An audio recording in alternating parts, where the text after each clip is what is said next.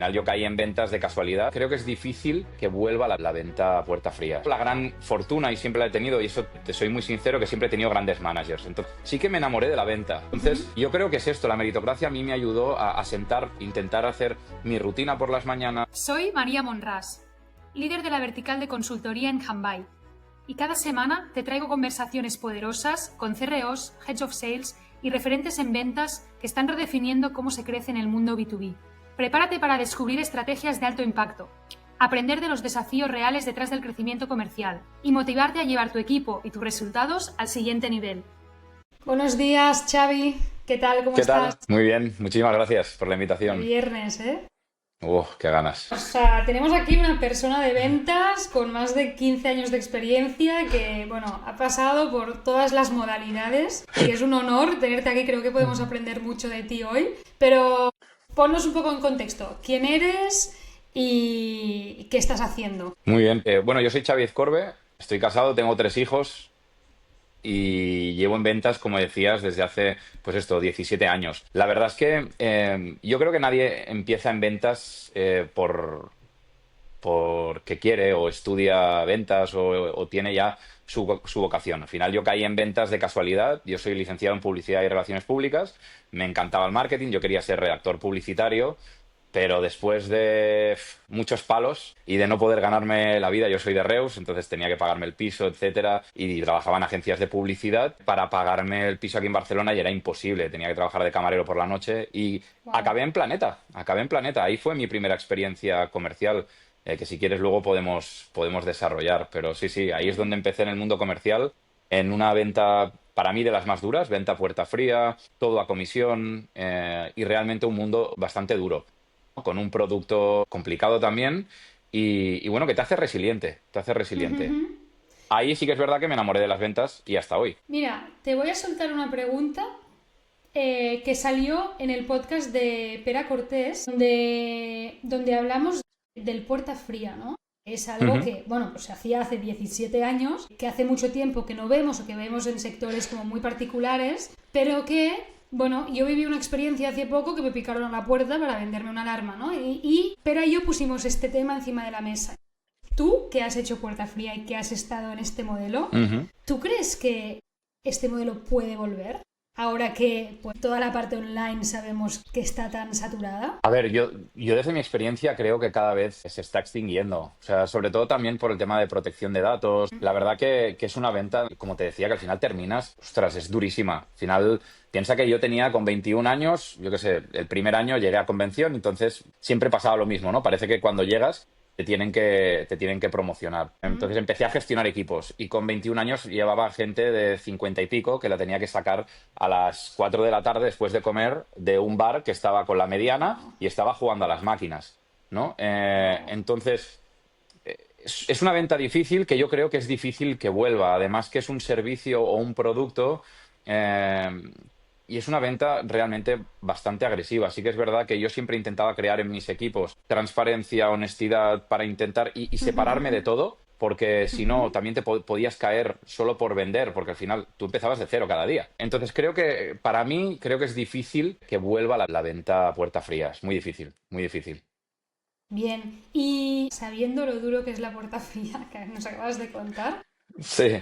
¿qué es lo que te hizo quedarte? ¿No? O sea, ¿qué es lo que hizo que te quedaras en ventas? Que decías, oye, esto es lo mío, me voy a quedar porque me ha flipado vender libros a puerta fría. Como te digo, como comerciata, y poco antes de empezar en Planeta, yo estaba con una mochila pidiendo casi asilo político a mis amigos lo saben, y estuve durmiendo durante 6 meses en distintos sofás y pidiendo ayuda, casi un día durmiendo prácticamente en la calle. Entonces, cuando ves que tienes la tarjeta de crédito hasta arriba, que no tienes dónde recorrer, mis padres se acaban de arruinar porque era justo en el momento del crack de inmobiliario, tenían empresa de Wow, construcción. 2008. No sé, me pasaron muchísimas cosas, uno de mis mejores amigos se muere de cáncer y todo esto tiene que ver, porque Wow. en el fondo yo entro en Planeta y no tengo salida. O sea, yo no tengo salida, no hay. Por eso me mantengo ahí. Por eso tengo la gran fortuna, y siempre la he tenido, y eso te soy muy sincero, que siempre he tenido grandes managers. Entonces, a mí el manager, Ujú. que es Alex Garreta, que tuve en Planeta, a mí me ayudó muchísimo. Fue el que me compró el primer traje, me invitaba, porque estábamos obligados prácticamente a comer de menú cada día, ¿no? Íbamos por toda Ujú. Cataluña. Entonces, a mí lo que me hizo es el equipo que éramos, el trabajar muy bien con Alex Garreta, tener un buen manager. Y la necesidad, María, la necesidad. Yo acabo de tener mi primera hija con 25 años, no la vi prácticamente, Wow. no hice baja paternal. Entonces, era la necesidad. Me quedé no porque me gustara. Sí que me enamoré de la venta. Me enamoré de la venta, me enamoré del método, me enamoré Ujú. de la meritocracia, porque yo estaba en Ujú. agencias de publicidad y ahí, por mucho que tú dieses una idea que luego le cobraban al cliente X miles de euros, tú no veías un duro. ¿Me Ujú. explico? En cambio, estabas en Planeta, tú vendías y cobrabas. Y eso es una cosa también que a mí, pues yo que soy una persona competitiva, siempre jugar a fútbol, a mí me gustó. Eso es lo que hizo que me quedara. Y que Ujú. me quedara durante tanto tiempo. Porque luego psicológicamente también, si tú vienes de esa situación, piensa que llega un momento que te crees que solo vas a saber hacer eso. Da igual que Ujú. tengas una carrera, da igual que te crees que solo vas a ser un vendedor de libros o de relojes o de robots de Ujú. cocina o de Ujú. todo lo que vendíamos toda la vida.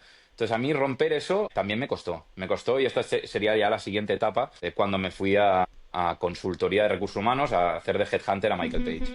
Cuéntanos un poco, es súper interesante esto que estás comentando, ¿eh? Cuéntanos un poco, o sea, ¿qué te enseñó, ¿no? Esta meritocracia, esa adrenalina de empezar cada día desde cero. No quiero sonar atópico, pero al final me enseñó que realmente los hábitos, la rutina y el Ujú. tener los KPIs claros, es decir, a mí, pues la empresa me decía, mira, si picas tantas puertas, te salen tantas oportunidades. Entonces, lo que hacía era, oye, tienes que hacer 5 visitas al día. Vale, pues yo Ujú. sabía que el primer año, pues tenía que hacer 10. No tenía que hacer Ujú. 5, porque no tenía ni puñetera idea de vender. Y lo único que tenía Ujú. era actitud. Por lo tanto, lo que sabía es que si había gente experimentada que tenía que hacer 5, yo tenía que hacer 10 porque no tenía la experiencia, pero al menos tenía las ganas, ¿no? Aunque tuviese miedo, porque te salía con miedo cada día. Piensa que la Mm. zona verde te la pagabas tú, con todo el bagaje que llevaba de crédito a las espaldas, era miedo constante, era miedo, ibas con miedo Ujú. constante. Ujú. Entonces, yo creo que es esto, la meritocracia a mí me ayudó a sentar, intentar hacer mi rutina por las mañanas, saber que tenía que empezar, pues por ejemplo, si llegaba un bloque, yo no iba por las fichas, yo sabía que ese bloque era mío, por lo tanto yo me subía al ático y hacía entrenamiento militar prácticamente, hacía desde el ático hasta abajo y picaba todas las puertas. O sea, yo creía realmente que era un tema de probabilidades. Llamaba a, Sí, todo sí. llamaba a todos lados, entonces sabía que tenía que hacer 5 presentaciones, ¿no? Pues entonces hacía Ujú. 10 y de ahí, pues lo más importante, ¿sabes qué es? Que a veces psicológicamente estabas derrotado. Imagínate, estabas Sí. en Horta Guinardó, eran las 10 de la noche de diciembre y tú no habías vendido aún y a las 10 de la noche decías, venga, va, voy a picar la última puerta. Y picabas la última Ujú. puerta y te salía a la venta a las 10 de la noche y a veces te invitaban a cenar. O sea, estamos hablando de este Sí, punto, ¿eh? O sea, es muy heavy. sí. Y eso a día de hoy sigue existiendo, ¿eh? Aunque pensemos que va a desaparecer, sigue existiendo a día de hoy. Y bueno, esta necesidad, o sea, digamos que tu carrera en las ventas salió de la necesidad de una situación complicada, pero esta resiliencia, esta disciplina, el entender bien, porque aquí aún no tenías al Predictable Revenue de Aaron Ross debajo de la mesa, ¿no? Pero estás explicando lo que trabajamos ahora y que es nuestra Biblia, ¿no? Es decir, necesitas tener muy claros los números para respetarlos, para ver que luego vienen los resultados. Es decir, no empiezas el día sin tener un plan. Eso es. Todo esto te llevó que a tus 21 años ya estabas liderando equipos de personas que te doblaban la edad. Ujú. Aquí sí que es verdad que conocemos a ciertos líderes de ventas que les pasa esto, ¿no? Entonces tal vez nos puedes explicar alguna batallita o algún consejo de tú tan joven, cómo gestionabas el respeto, la autoridad con un equipo de gente que tal vez podrían ser tus padres, ¿no? Sí, bueno, yo creo que un ejemplo te lo he puesto. Bien, es verdad que era de los pocos y esto no es, de verdad que no es por comparar, pero sí que es verdad que el perfil con el que se trabaja es un perfil que también llega a veces con muchas carencias económicas. Y bueno, al final es lo que hablamos, llega por necesidad a Planeta a hacer este tipo de venta, porque realmente es duro, ¿no? Pero a tu respuesta, a tu pregunta, yo siempre he tenido claro una cosa. Por mucho que sea Ujú. gente muy mayor, si tú eres el que más vendes, period. Respeto. Period. Ya está. Ya está. O sea, si tú lo coges y cogías la maleta y te subías al ático y le decías al que te he dicho que estaba con la máquina y la mediana y tenía hijos y le decías, oye, vente conmigo, vamos al ático, y ese día hacías 2 pedidos o hacías 2 ventas, así es como te ganabas el respeto. Es duro, te lo prometo, parece una película, pero es real. Era la única forma. No había otra forma. No era la simpatía, no era lo gracioso que fueses, no era la motivación. Era la coherencia de lo que les intentabas explicar con lo que ellos vivían que tú hacías. Entonces, lo que sí que es verdad que hacía era muy rígido también con los horarios, porque entonces nos pasábamos mucho rato en la calle. Era todo un trabajo de calle. Los puntos por la mañana, es decir, quedar todos, hacer un briefing por la mañana. Empecé a dibujar, ¿no?, esos sistemas como manager para que el equipo cogiese una dinámica concreta. Todo esto de forma inconsciente, ¿eh, María? No me había leído Sí. ningún libro, ni de liderazgo, ni de nada. Era todo a pulmón, actitud, con muchísimas ganas y Bueno, las porque estabas formaciones. muy conectado con lo que hacías Tal cual. y la intuición no falla. Sí, es eso, es eso. Vale, y ahora va, entramos en una etapa un poco más dulce. Ya pasas al B2B, venta consultiva, pasas a mejor vida, pero claro, tienes que adaptarte, ¿no? Entonces, cuéntanos, o sea, ¿qué diferencias hay entre, o sea, B2C, puerta fría, B2B, consultor, más chill, ¿no? Sí, bueno, la verdad es que yo iba con el cuchillo entre los dientes cuando llegué a Michael Page. La verdad que entré gracias a Xavi Domènech, un amigo mío que estaba trabajando en Michael, y él justo salió y me recomendó. Te tengo que decir también que yo a Michael me fui cobrando menos de lo que cobraba en ese momento, porque ya llevaba 4 años, llevaba equipo. Pero sí que es verdad que yo ahí, mi mujer ya estaba embarazada, pero vi claro, y lo hablamos también, porque es un tema también de coherencia, lo hablamos, que era un paso adelante y era un paso estratégico para entrar en lo que bien decías, pues aprender una venta consultiva, una empresa que te forma muchísimo, aprender de headhunting, cómo hacer entrevistas, y era algo que me iba a dar seguridad también de cara al futuro, ¿no? Y un bagaje muy importante, además que es una empresa que cotiza en bolsa y que es muy conocida.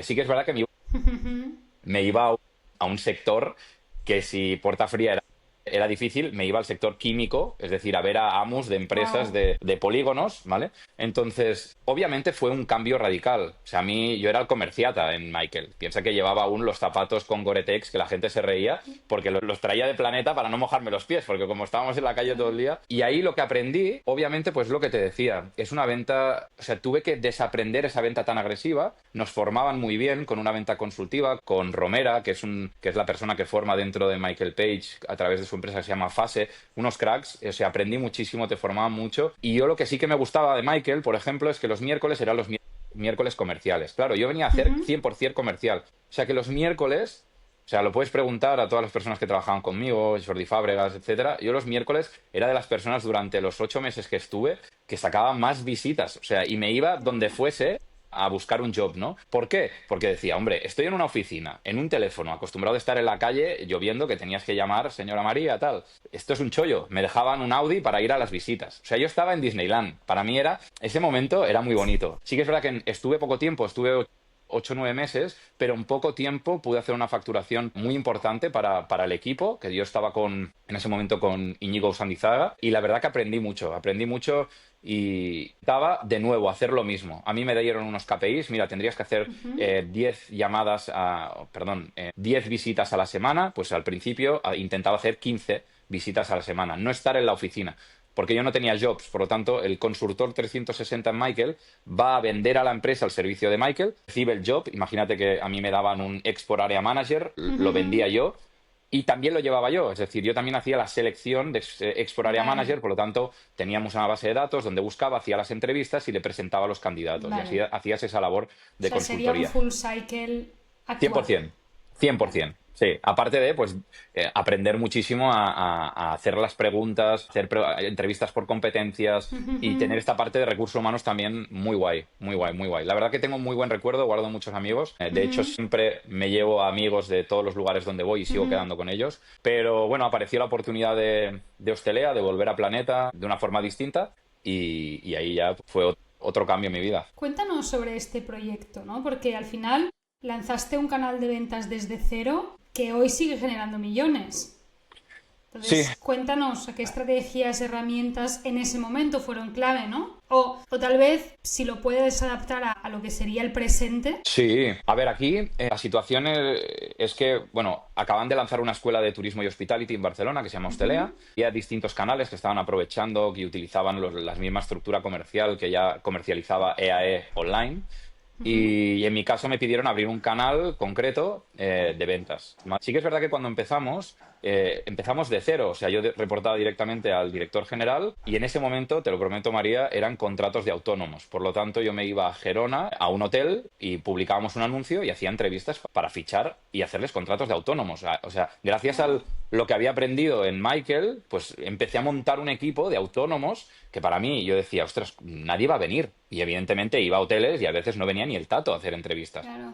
Entonces fue un proceso muy bonito, pero muy duro a la vez, en el cual, pues al final, con 3, 4, 5 asesores en cada una de las zonas, monté una estructura muy chula dentro de Hostelea. Obviamente todo esto dentro de los años, lo que hice también es ir a negociar que fuese un contrato ya laboral. Luego también el tema de la innovación, cuando empiezas, ¿no? Empiezas de cero, era todo en papel. Entonces, empezar a hablar con producto, con marketing, que nos diesen una tablet, empezar a pensar, oye, ¿podemos tener todos los restaurantes y hoteles metidos dentro de la tablet para saber dónde está el comercial y que vaya cerrando, ¿no? Los leads? Luego darles también las zonas repartidas, empezar a tener un sistema de nuevo, crear un sistema de cero, que para mí fue muy importante. Empezamos de cero, el primer año facturamos 700.000 euros, que para mí fue un gran aprendizaje. Eso es lo que me hizo también encender esta un poco llama que llevo dentro de emprendedor, porque en el fondo estabas emprendiendo de cero.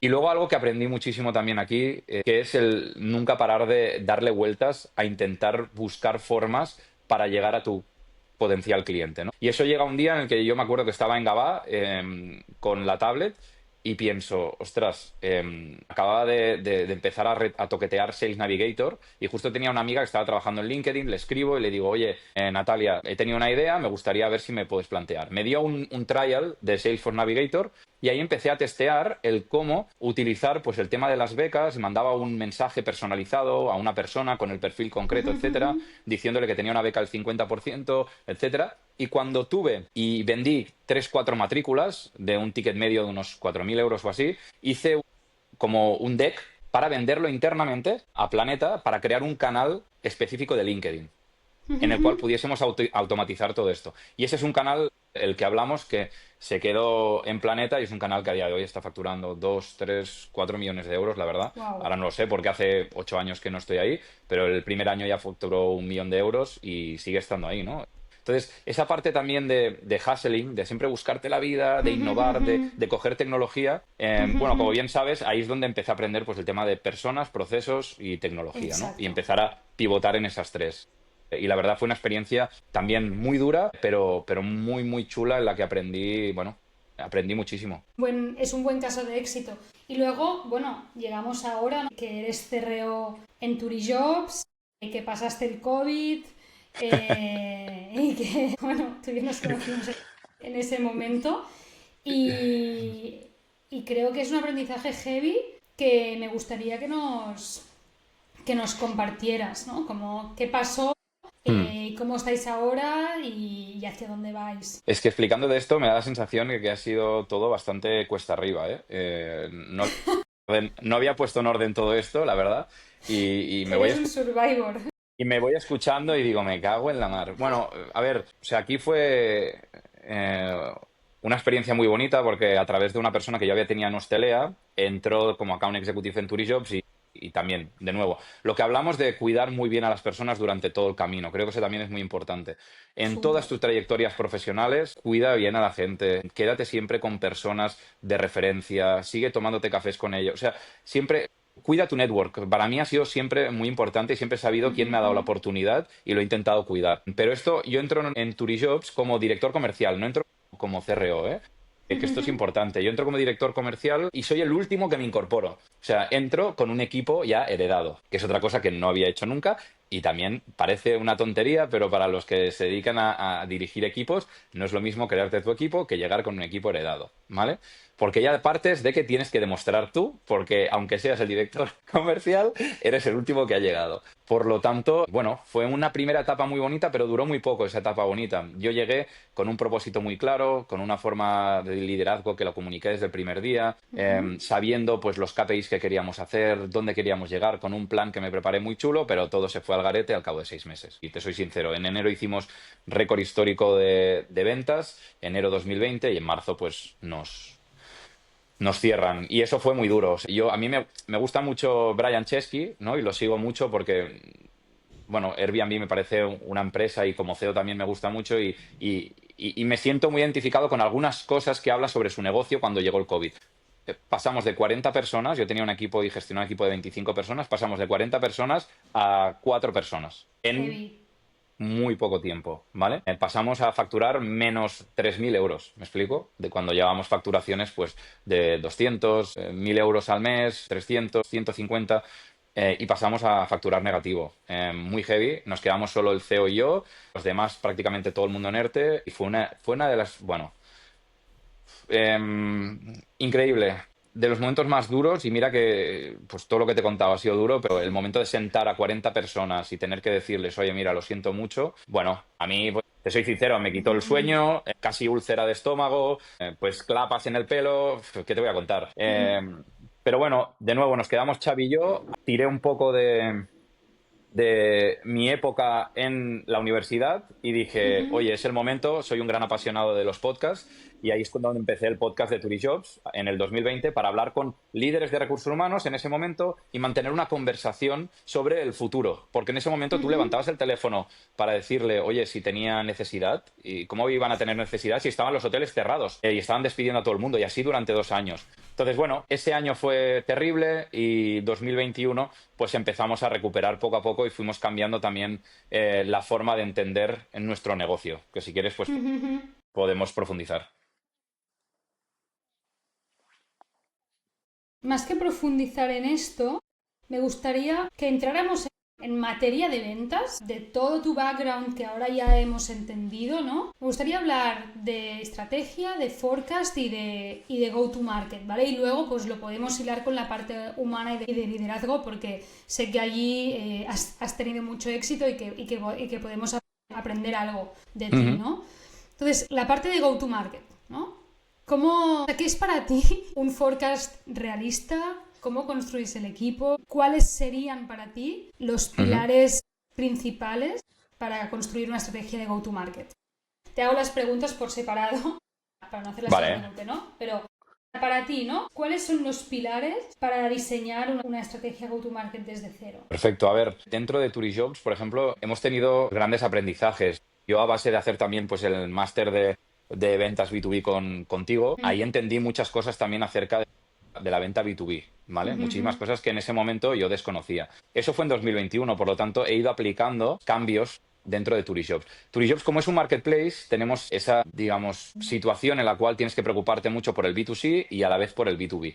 Entonces, durante mucho tiempo, como yo venía ya interiorizado que el equipo y la forma de hacerlo era la que venía de Alemania, porque nosotros nos compró una empresa alemana en 2017, nunca me había planteado cambiarlo, ¿vale? Pero ¿Vale? llegó un momento en el cual, respondiendo a tu pregunta, para mí fue muy importante que entender una cosa y cortar, que es no vamos a venderle a todo el mundo. Yo cuando llegué había un equipo de telemarketing que vendíamos un ticket medio bajísimo, pero bajísimo. Y esto se hizo porque en Alemania, pues claro, el ticket medio por teléfono pues son, yo qué sé, 1.500 euros, ¿vale? Pero en España no era así. Y se replicó el modelo. Y eso no estaba funcionando.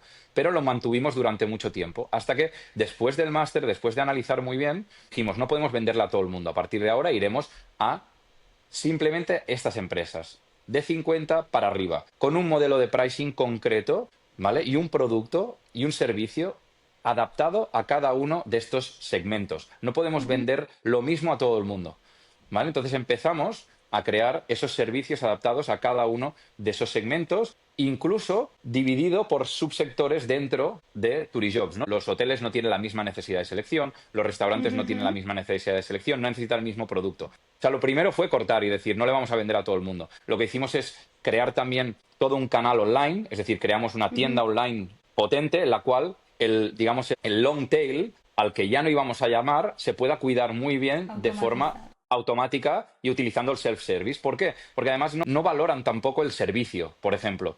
El servicio que les damos de consultoría, porque casi todo el mundo que tenemos en el equipo de Account Executive vienen de recursos humanos o del sector turístico, y la empresa grande sí que valora que le expliques cómo está el mercado, que le des información de mercado, que le expliques cómo hacer una mejor job description. Pero hay un tanto por ciento muy grande de restauradores, de pequeño comerciante, que todo ese valor no le importa. Él quiere publicar y quiere un candidato para que empiece a trabajar mañana, ¿no? Entonces, primero todo fue entender nuestro cliente, nuestro mercado y tomar decisiones muy radicales, que al principio da miedo.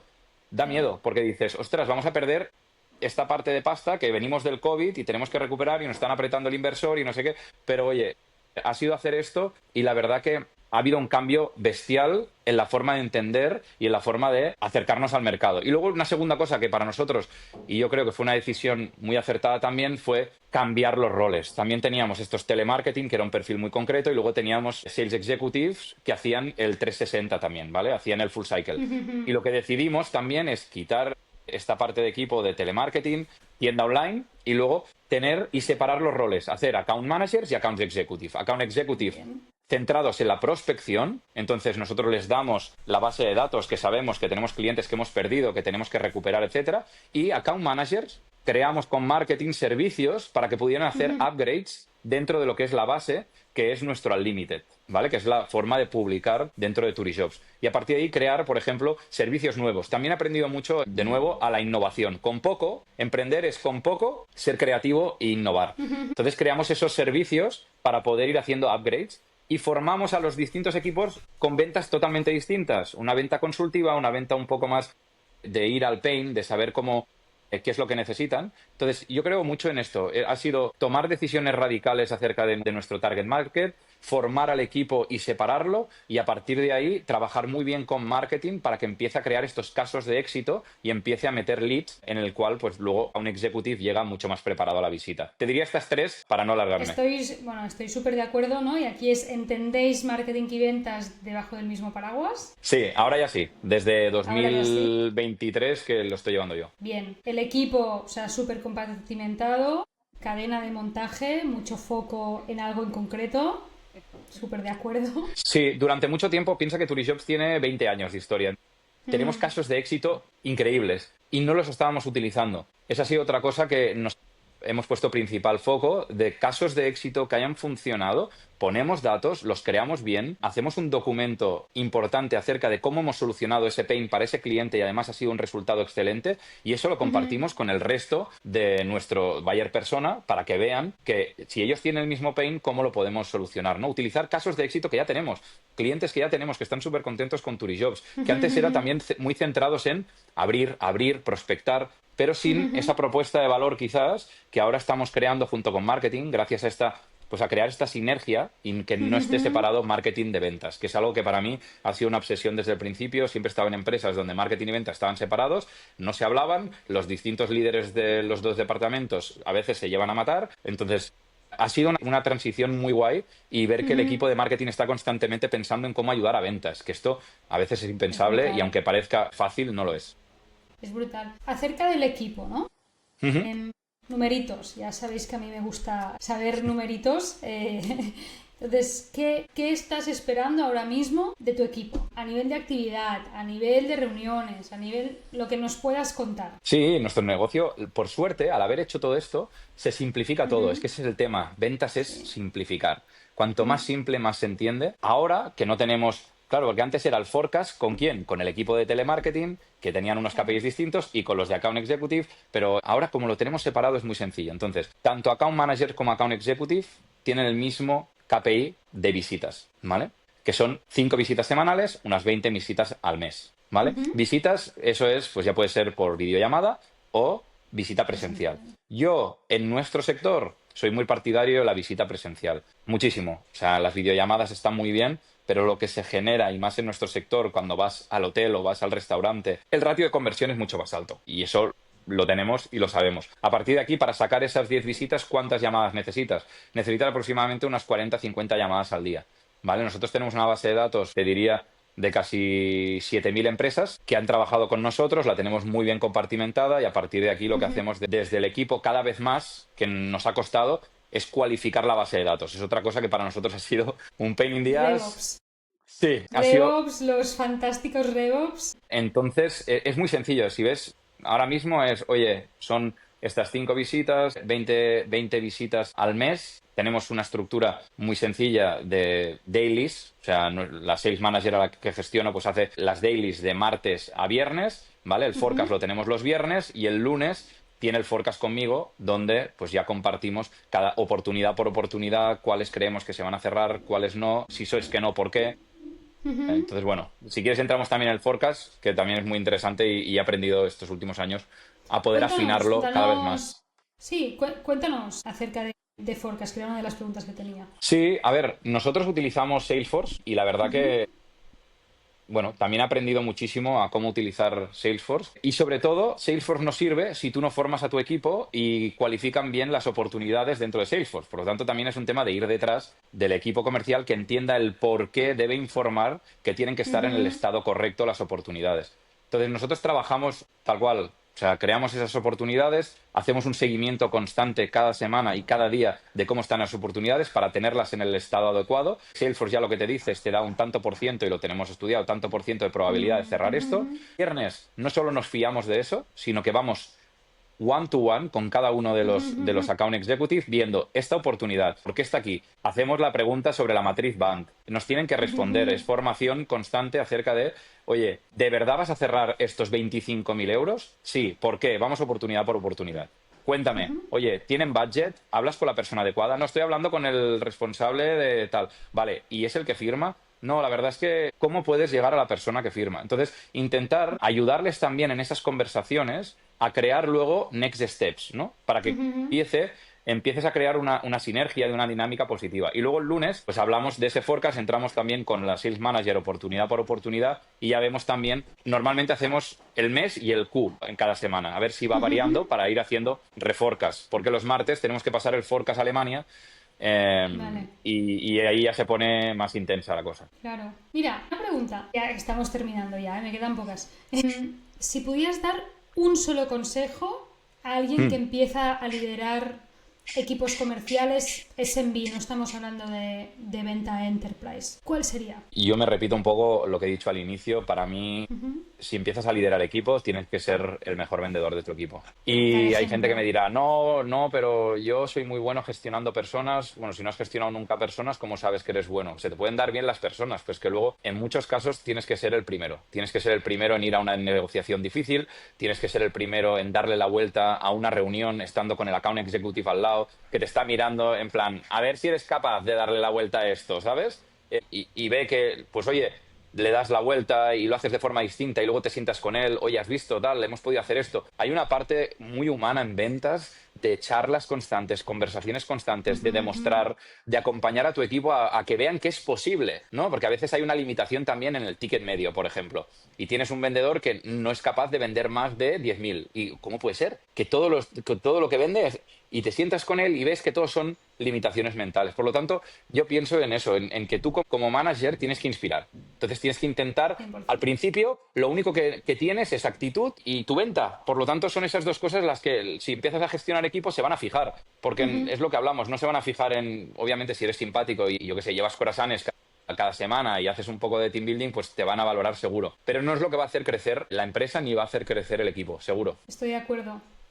Yo hay algunos proyectos que he hecho recientemente que he tenido que hacer cold calling de productos que no tenía ni idea. O sea, mi papá tenía el playbook y digo, bueno, a ver, el ICP, el problema, la solución.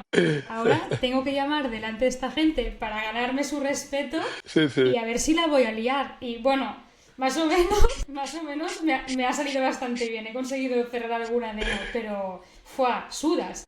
Sí. Al principio, Bueno, pero es lo que hay que hacer, estoy de acuerdo. ventas ventas de verdad.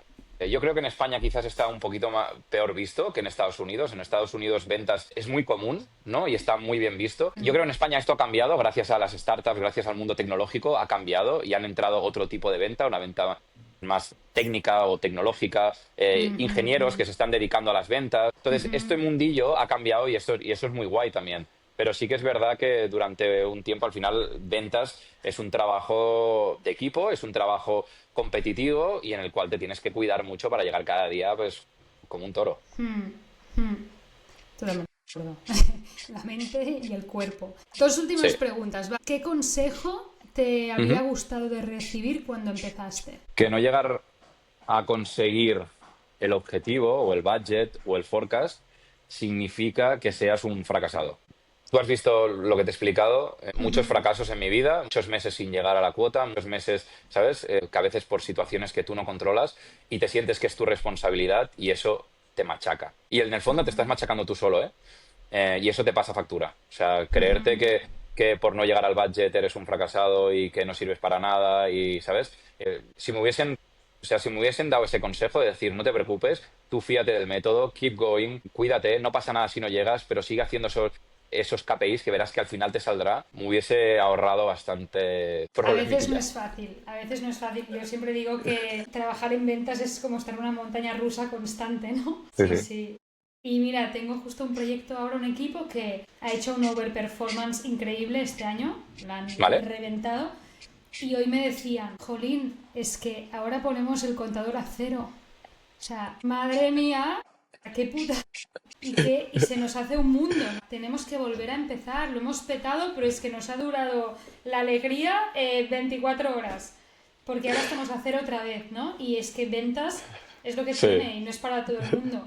Sí, requiere de una gestión emocional muy grande. Sí que es verdad que hay métricas, sí que es verdad que tienes que utilizar la tecnología, pero para crear equipos necesitas equipos que tengan muy claro que tienen que venir ya a trabajar, pues esto, con la cabeza clara, sabiendo que hoy es hoy es el único y el último día. Mañana en ventas tienes que volver a empezar y tienes que volver a demostrar. Y es constante y tienes que aprender a lidiar con eso. Cuando lo aceptas y ya sabes que por un mes que hayas hecho malo no eres un desastre, sino que es cíclico, no pasa nada. Entonces ya te centras solo en el método. Cuando te lo crees y cuando quieres formar parte de ventas a nivel profesional, ¿eh? Si lo que haces es, oye, esto no me gusta, pero estoy aquí porque mira, no me echan, pues bueno, es otra cosa. Pero si a ti te gustan las ventas, si te apasiona, si quieres, yo qué sé, estás formándote Sí. todo el puñetero día y tal, pues entonces sí. Entonces sabes que es un juego muy psicológico las ventas.